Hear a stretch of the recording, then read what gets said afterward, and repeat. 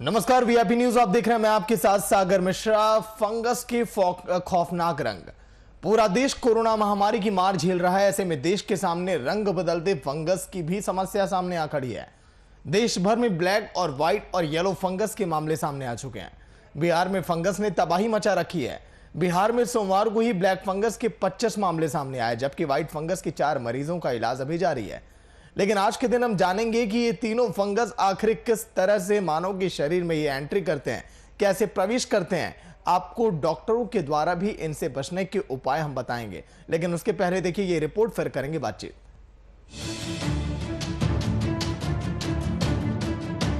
Corona की दूसरी लहर के बीच देश में कई नई समस्याएं सामने आ खड़ी हैं। अभी ना तो हम कोरोना से उभरे थे, ना ही ब्लैक फंगस से की। व्हाइट और येलो फंगस ने भी दस्तक दे दी।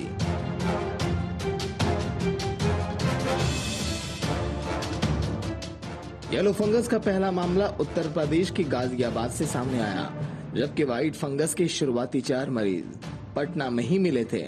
ब्लैक, व्हाइट और येलो इन रंग बदलते फंगस ने मानव जीवन के रंगों को बेरंग कर दिया। अकेले बिहार की बात करें तो बिहार में ब्लैक और व्हाइट फंगस का खतरा लगातार बढ़ता चला जा रहा है। सोमवार को बिहार में ब्लैक फंगस के 25 नए मामले सामने आए। एम्स में 15 नए संक्रमित भर्ती हुए, जबकि आईजीएमस में नए मरीजों की संख्या 5 है। अन्य प्राइवेट अस्पतालों की ओपीडी में भी ब्लैक फंगस के मरीजों की संख्या 50 से अधिक बताई जा रही है, लेकिन अभी इसकी पुष्टि नहीं हुई। जबकि 4 व्हाइट फंगस के मरीजों का इलाज अभी जारी है। ब्लैक, व्हाइट और येलो इन तीनों फंगस के लक्षण और समानता अलग अलग है, जो कि मरीज के शरीर के अलग अलग हिस्सों में से होते हुए मरीज को बीमार और अधिक बीमार कर देती है।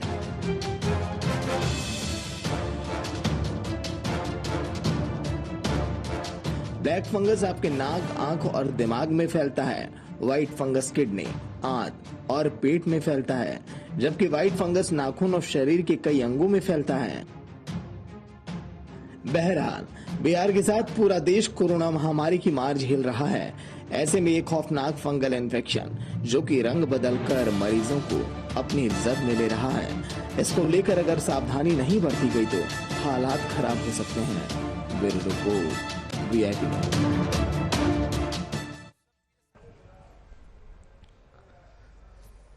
तो चलिए, आज के दिन डॉक्टर सुनील, जो कि director in Sanjeevani eye hospital के और असिस्टेंट प्रोफेसर पीएमसीएच पटना से आलोक रंजन जी हमारे साथ होंगे। आलोक जी, डॉक्टर सुनील जी, स्वागत है आपका वीआईपी न्यूज में। सबसे पहले डॉक्टर सुनील, मैं आपके पास आना चाहूंगा। जिस तरह से लोगों के जहन में तमाम सवाल है black fungus, white fungus, yellow fungus को लेकर। ब्लैक फंगस पर तो हमने चर्चाएं तमाम की, लेकिन येलो और व्हाइट फंगस ये कैसे पनप पड़ा, इसके क्या लक्षण हैं डॉक्टर सुनील? देखिए, ब्लैक फंगस ही आज के समय महत्वपूर्ण है। व्हाइट फंगस भी फंगल इन्फेक्शन है, ये भी ऑपोर्चुनिस्टिक इन्फेक्शन है, लेकिन ये स्किन में बाकी अन्य जगहों पे होता है। इसकी आज के डेट में उतनी सिग्निफिकेंस नहीं है, ये हाइड किया जा रहा है। ब्लैक फंगस पे हम लोग को चर्चा करनी चाहिए। ब्लैक फंगस के मरीज आ रहे हैं, और ब्लैक फंगस के मरीज में अगर इलाज न किया जाए, जागरूकता न हो, तो उसमें गंभीर उसके परिणाम आ सकते हैं। आंखें निकालनी पड़ सकती है, जबड़ा निकालना पड़ सकता है, जान भी कभी कभी जा सकती है। और ये जो व्हाइट फंगस वगैरह बहुतायत में नहीं पाए जाते हैं, फंगस व्हाइट ही होता है, और कहीं कहीं वो फंगल इन्फेक्शन, अपॉर्चुनिस्टिक इन्फेक्शन होता है, लेकिन उसकी चर्चा आज के डेट में उतना घबराने की जरूरत नहीं है।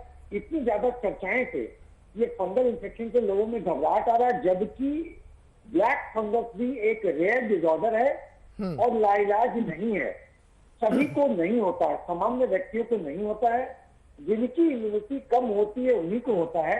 जो हाई रिस्क पेशेंट हैं, जैसे कि कोविड से रिकवर हुए, अनकंट्रोल डायबिटीज, लंबे दिन तक स्टेरॉइड का सेवन, अगर ऑक्सीजन लिए हैं तो बहुत लंबे दिन तक ऑक्सीजन पड़ा हॉस्पिटलाइजेशन में या घर में, वेंटिलेटर की उनको जरूरत महसूस हुई हो, या फिर जो इम्यूनो मॉड्यूलेटिंग ड्रग्स पे है, जैसे किडनी ट्रांसप्लांट के मरीज, कुछ गिरजा के मरीज, ऐसे मरीजों में ही जागरूकता की जरूरत है और हाई रिस्क पेशेंट में जरूरत है। सामान्य लोगों को पैनिक करने की जरूरत नहीं है। व्हाइट फंगस, येलो फंगस के लिए कोई पैनिक की जरूरत नहीं है। निश्चित ही ब्लैक फंगस अभी थोड़े ज्यादा मिल रहे हैं, क्योंकि कोविड से रिकवर्ड पेशेंट लोगों का कुछ लोग का इम्यूनिटी कमजोर होगा तो उनको होता है। तो इसके लिए जागरूकता की जरूरत है। और हम अगर हो जाए तो इम्यूनिटी, अगर घर में मान लीजिए कोरोना से हम ठीक भी हो जाए तो इम्यूनिटी कैसे बढ़ाए, तो इसके लिए देखना है कि ब्लड शुगर कंट्रोल में रहे। और अगर आप कोरोना का अपना इलाज करवा रहे हैं और आपको ऑक्सीजन चल रहा है तो नेजल कैनुला, घर में आप हैं चाहे अस्पताल में है, नेजल कैनुला बार बार बदला जाए। आपका शुगर है तो उसको कंट्रोल किया जाए। स्टीरॉयड का यूज जुडिशियस हो, चिकित्सक के अनुश्रवण में हो, रैम्पेंट यूज ना हो। ये तो हुई प्रिवेंशन की बात। इसके साथ ही इम्यूनिटी बढ़ाने के लिए वॉक हो, प्रॉपर स्लीप हो, कम से कम 8 से 9 घंटा 10 घंटा आप सोएं, योग प्राणायाम करें, हरी सब्जी लें, और इन सब चीजों से आपका इम्यूनिटी बिल्डअप होगा। और चूंकि ये स्पोर्स जो फंगस के स्पोर्स नाक के माध्यम से घुसते हैं, तो अगर आप कोरोना से ठीक होके आ रहे हैं तो अपने गार्डनिंग का आपको शौक है तो उसको अवॉइड करें, या डस्टी एनवायरमेंट जाए तो आप प्रयोग करें मास्क का। नाक को बीटाडीन से या डायरेक्ट सोल्यूशन से फ्लश करते रहें। इसके साथ ही अगर आप गार्डनिंग करते ही हैं तो आप ग्लव्स पहन के करें। इन सब चीजों से आप प्रिवेंट कर सकते हैं। और अर्ली लक्षण के लिए हम लक्षण की बातें करेंगे। आप पूछेंगे तो जब कोई डॉक्टर आलोक भी है, कुछ उनसे पूछा चाहेंगे, कुछ हमसे पूछा चाहेंगे, तो ये प्रिवेंशन की बात हुई और ब्लैक फंगस की बात हुई। जी डॉक्टर आलोक रंजन, मैं आपके पास आ रहा हूं। जो मौजूदा समय में तस्वीरें हम देख रहे हैं, कोरोना के मरीजों में भी ब्लैक फंगस देखा जा रहा है। शुरुआती दौर में दावा किया जा रहा था कि कोरोना के मरीजों में ही अधिकतर ये केसेस सामने आएंगे, कोरोना के मरीजों को ही ब्लैक फंगस होगा। लेकिन अब जो कोरोना से कभी संक्रमित नहीं हुए उनमें भी इस तरह के लक्षण देखे जा रहे हैं। डॉक्टर आलोक, जैसा सर ने कहा है कि ये black fungus, yellow fungus, white fungus, ये हमेशा से, इसमें सबसे इम्पोर्टेंट है ब्लैक फंगस, जिसको म्यूकरमाइकोसिस। फर्स्ट ऑफ ऑल मैं ये कहना चाहूंगा, ये कलर कोडिंग तो पब्लिक के समझने के लिए हमारे मेडिकल साइंस में ब्लैक, व्हाइट और येलो बहुत इंपॉर्टेंट नहीं रखता है। लाइक किस ऑर्गेनिज्म के कारण हो रहा है, ब्लैक फंगस म्यूकरमाइकोसिस हो गया, फिर अस्परगिलोसिस येलो हो गए, व्हाइट हो गए कैंडिडियासिस। हमारा नोमेनक्लेचर इस तरह से था। अब ये सब जो फंगसेस अपॉर्चुनिस्टिक इन्फेक्शन पहले से भी थे हमारे मरीजों में, ये था कि कम पाए जाते थे। इनमें से सबसे कॉमन म्यूकरमाइकोसिस, जिसे ब्लैक फंगस, ये पहले भी पाया जाता था।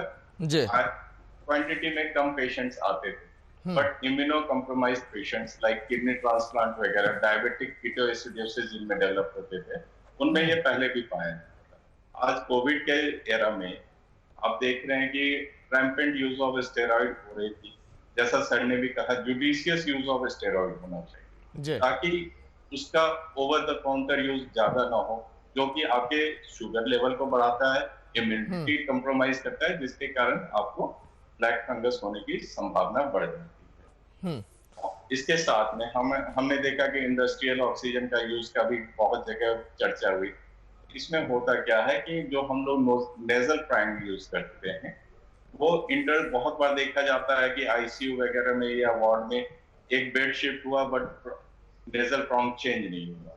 उसके कारण भी कभी कभी होता है।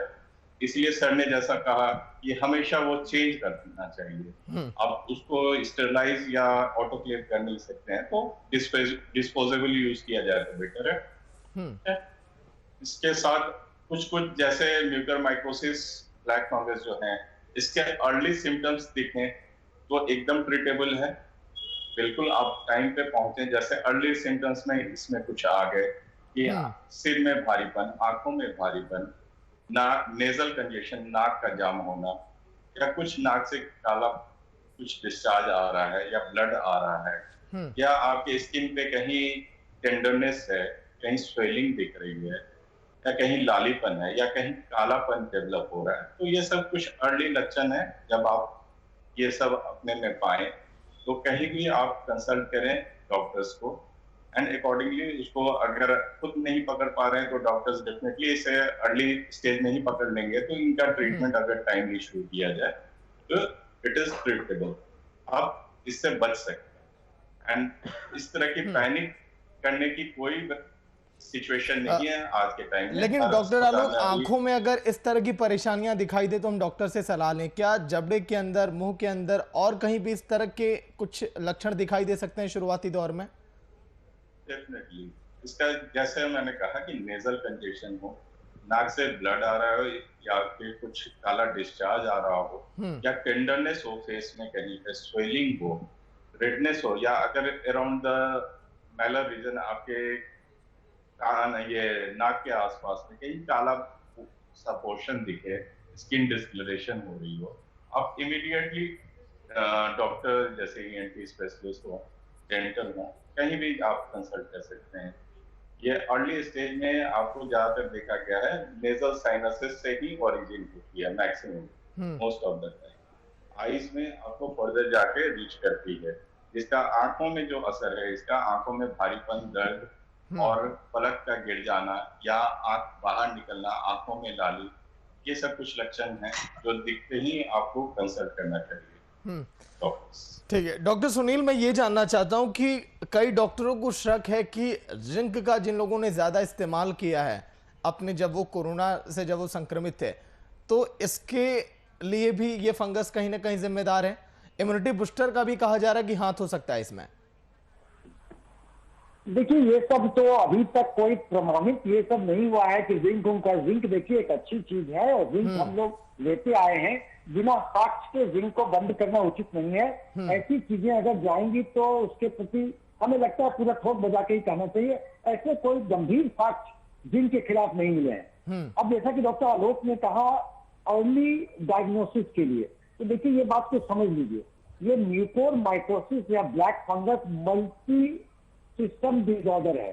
तो ये इलाज, डायग्नोसिस भी मल्टी सिस्टम स्पेशलिस्ट के करेंगे और इलाज भी मल्टी सिस्टम के स्पेशलिस्ट करेंगे, यानी कि skin specialist, eye specialist, ENT specialist, dental surgeon, neurologist, physician और डायग्नोसिस के लिए माइक्रोबायोलॉजिस्ट, ये सारा सब मिलकर के होगा, उसी पर सिम्टम आता है। जैसे स्किन की बात अगर कर लें तो स्किन में हमारा ब्लैक कलर डिस्कलरेशन होगा तो शक पैदा होना है, स्किन में टेंडरनेस होगा, स्वेलिंग होगा तो शक पैदा होगा। अगर तालू में देखें, डेंटल सर्जन का जो बता रहे हैं, तालू में हमारा ब्लैक कलरेशन होगा, जबड़ा में वो फंगस खाएगा, दांत हिलता रहेगा, तो वहां पे जब हुआ। अब नेजल का ले लें तो साइनोसाइटिस और नेजल ब्लॉक नाक के माध्यम से जाता है, इसको जैसा हमने कहा, तो नाक को ब्लॉकेज करेगा, तो नाक से ब्लडी डिस्चार्ज या ब्लैकिश डिस्चार्ज उसमें करेगा और साइनस में जाएगा तो वो भी डिस्चार्ज करेगा। अगर लंग्स में गया तो लंग्स में fever, cough, breathlessness, shortness of breath, ये सब चीजें होगी। और अगर ब्रेन में चला गया जो काफी घातक होता है। अब इसके बाद आंख की बातें तो आलोक ने कर दिया, वो मैं जिक्र न करूंगा, आंख की बातें डिटेल से कर दिया। ब्रेन में जाने पर सर में दर्द और ये सर में दर्द, सर का चक्कर होना और न्यूरोलॉजिकल सिम्टम हो गया। आंख में एक चीज शायद आ गया कि भाई आंख से दिखनोटिया, दो दिखना, दो दिखने की शिकायत होती है, तो दो दिखना, दर्द होना, लाली होना, ब्लैकिश डिस्कलरेशन होना, आंखें बाहर होना, ये सब चीजें होती हैं।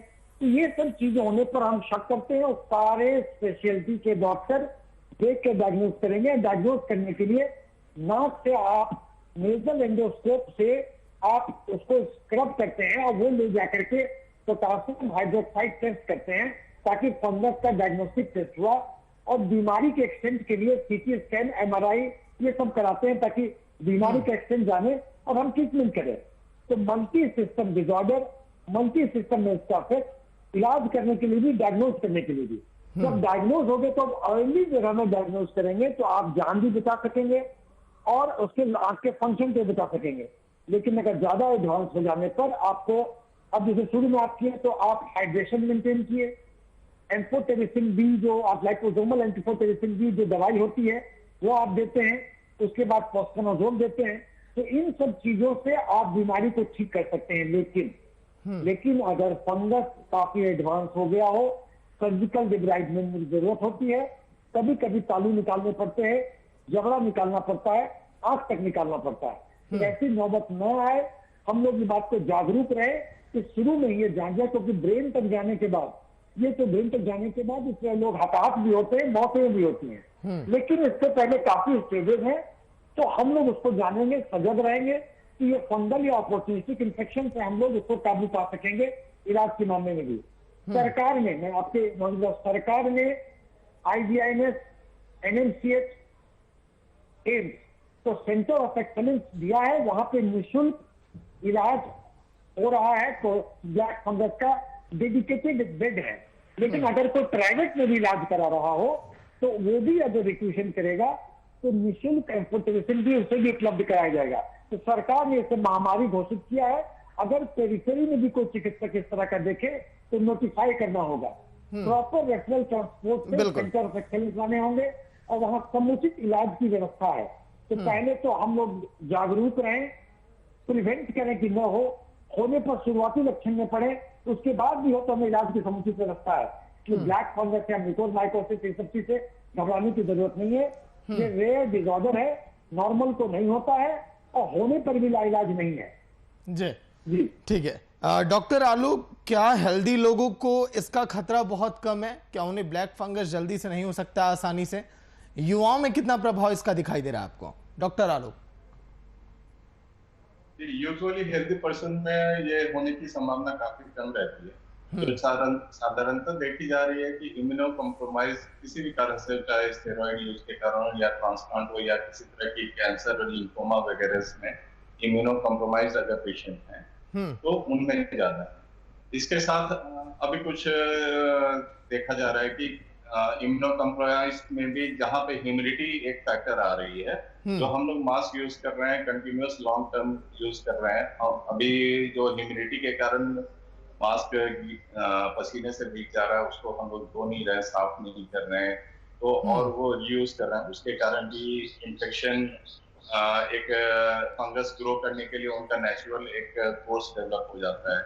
तो हमें ये ख्याल रखना है, साफ सफाई रखना है, डस्टी इन्वायरमेंट्स को अवॉइड करना है, ये सब है। और अदरवाइज आप हेल्दी हैं तो बहुत ज्यादा घबराने की बात नहीं है, किसी तरह से इम्यूनो कॉम्प्रोमाइज नहीं है।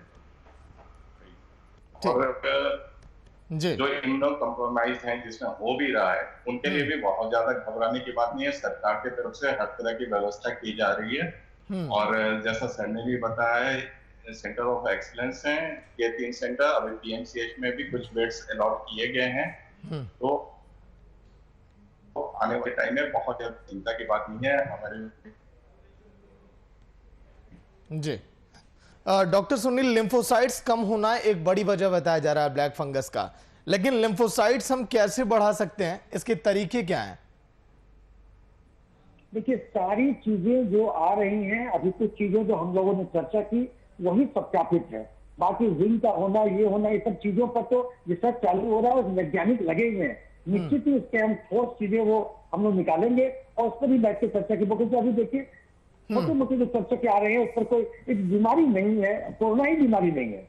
तो कोरोना जब बीमारी नहीं है तो इसके स्टडीज हो रहे हैं, स्टडीज के बाद ही हम लोग इस पर चर्चा करें तो बेहतर है। जी डॉक्टर आलोक, मौजूदा समय में कितना साथ आप लोगों को सरकार दे रही है? क्योंकि कोरोना काल का जब शुरुआती दौर था तो कई PMCH के डॉक्टर भी जब जुड़े थे हमारे साथ, उनका भी ये कहना था कि ऑक्सीजन की कमी है, सरकार की तरफ से सहायता नहीं मिल रही है, जिस तरह से मरीज लगातार सामने आ रहे हैं। तो क्या ब्लैक फंगस में भी वही ठीक उसी तरह की तस्वीरें, या फिर इसको लेकर सरकार सचेत है, आप लोगों की मदद लगातार की जा रही है, अस्पतालों में मदद पहुंचाई जा रही है? डॉक्टर आलोक।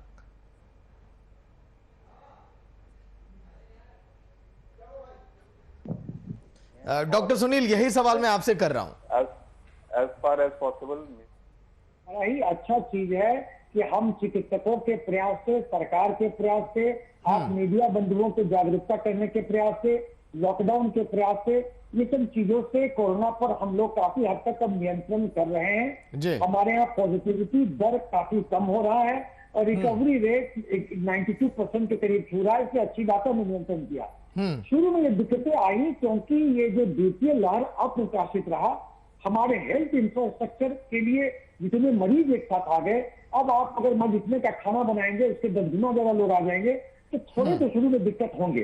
तो थोड़ी दिक्कतें आई ऑक्सीजन की, दवाइयां की, लेकिन किल्लत के साथ ही सरकार ने समुचित सजगता दिखाते हुए ऑक्सीजन अवेलेबल कराया, दवाइयां, आवश्यक दवाई अवेलेबल कराई। शुरू में नहीं मिल रहे थे, बेड को बढ़ाया गया सारे हॉस्पिटल में, प्राइवेट हॉस्पिटल ने भी साथ दिया।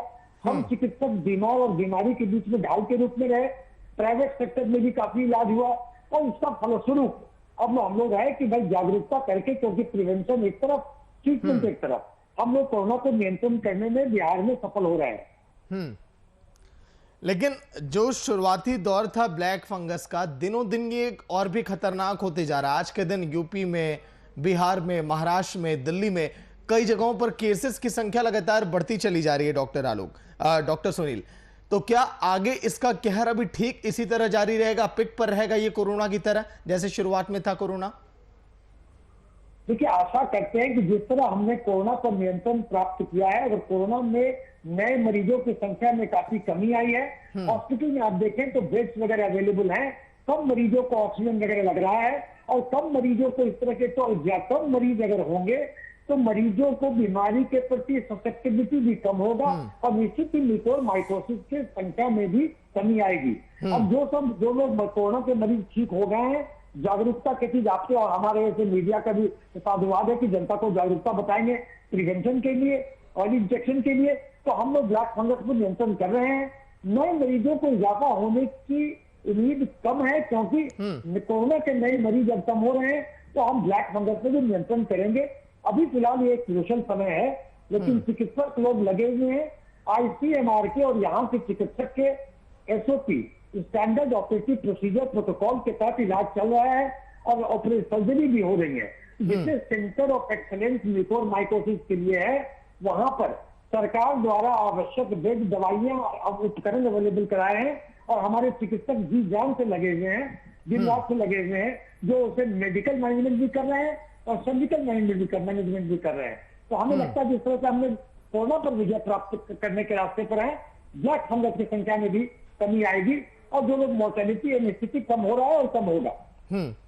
ठीक है डॉक्टर आलोक, अब मैं आपसे वही सवाल कर रहा हूं, आपके पास आवाज नहीं जा पा रही थी हमारी। सरकार और सिस्टम को लेकर हमने पूछा था, ब्लैक फंगस को लेकर अस्पतालों में कितनी मुस्तैदी दिखाई दे रही है सरकार की? क्या जो मदद नहीं पहुंच पा रही थी तुरंत तत्काल आप लोगों तक मरीजों को पहुंचाने के लिए, क्या वो ब्लैक फंगस में अब नहीं दिखाई दे रहा है?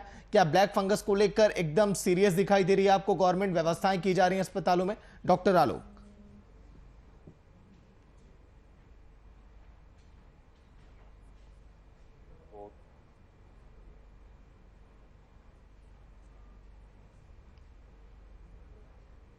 चलिए, आवाज नहीं जा पा रही। डॉक्टर सुनील, आखिरी सवाल मेरा आपसे यही होगा कि क्या संदेश आप देने चाहेंगे बिहार की जनता को, देश की जनता को, ब्लैक फंगस से लेकर और जो तमाम बीमारियां इस वक्त फैल रही हैं कोरोना काल के बाद? डॉक्टर सुनील। देखिए, हम देश को और राज्य के लोगों को आपके स्क्रीन चैनल के माध्यम से यही संदेश देना चाहते हैं कि कोरोना पर हमने जनता के सहयोग से, मीडिया बंधुओं के सहयोग से, चिकित्सक, पाराकर्मी, सरकार के परियोजना से हम लोग जांच का संख्या बढ़ाए हैं, वैक्सीनेशन की संख्या बढ़ाए हैं, इसलिए कोरोना पर हम नियंत्रण प्राप्त कर रहे हैं। लेकिन तृतीय लहर की भी जो आशंका हो रही है, उससे बचने के लिए हमारा एकमात्र ढाल वैक्सीनेशन है। तो वैक्सीनेशन में आप जरूर लें, सभी लोग लें, और किसी तरह के राजनीतिक पार्टियों के तू मैंने में नहीं फंसे, भ्रमित न हो, वैक्सीनेशन के सेफ्टी और एफिकेसी के बारे में चिंतित न हो। राजनीतिक पार्टियां अपने पूर्वाग्रह, दुराग्रह से राजनीतिक रोटी सेकने के लिए वैक्सीन के सेफ्टी, एफिकेसी सब तरह के सवाल खड़ा हुए, लेकिन वैक्सीन सेफ है और यही हमारा ढाल है जो कोरोना से बचाएगा। तीसरी लहर के आने से पहले अगर हम सारा लोग वैक्सीन कर देंगे तो तीसरी लहर को हम अवॉइड कर सकते हैं। और जो वैक्सीन है वो वैज्ञानिकों के द्वारा, चिकित्सकों के द्वारा बनाया हुआ है, किसी पार्टी का नहीं है, पार्टी का नहीं है। और एक पद भी जो होता है प्रधानमंत्री या मुख्यमंत्री, ये भी पार्टी के नहीं होते हैं, देश के नेता होते हैं। और देश के नेता में हम लोग पूरी तरह सब मिल करके सारे लोग वैक्सीन लें। और जनता के लिए संदेश है कि कोरोना से जो बचने के लिए जो संदेश दिया गया है कि 2 गज की दूरी है बहुत जरूरी, मास्क, वैक्सीन है, और हैंड हाइजीन और सैनिटेशन ये मेंटेन रखना है वैक्सीनेशन के बाद भी। निश्चित ही जैसे हम लोगों ने कोरोना पर विजय अभी प्राप्त किया है, इसके लहर को प्रिवेंट कर सकेंगे। और आपके सबकी सजगता के साथ वैक्सीन जरूर ले, वो हमारा एक बहुत महत्वपूर्ण हथियार है। चलिए, बहुत बहुत शुक्रिया डॉक्टर सुनील, डॉक्टर आलोक, आपका इस खास चर्चा में शामिल होने के लिए, जनता को जागरूक करने के लिए। और आज के दिन जो हमने चर्चा की, इससे यही निकलकर सामने आया कि ब्लैक फंगस ये जो तमाम बीमारियां हैं जल्द ही इस पर भी विजय हम प्राप्त करेंगे, लेकिन थोड़ी सी जागरूकता आपकी बहुत जरूरी है, सावधानियां आप बरतें, इम्यूनिटी सिस्टम को आप अपने स्ट्रांग करें। फिलहाल इतना ही, देखते रहिए VIP।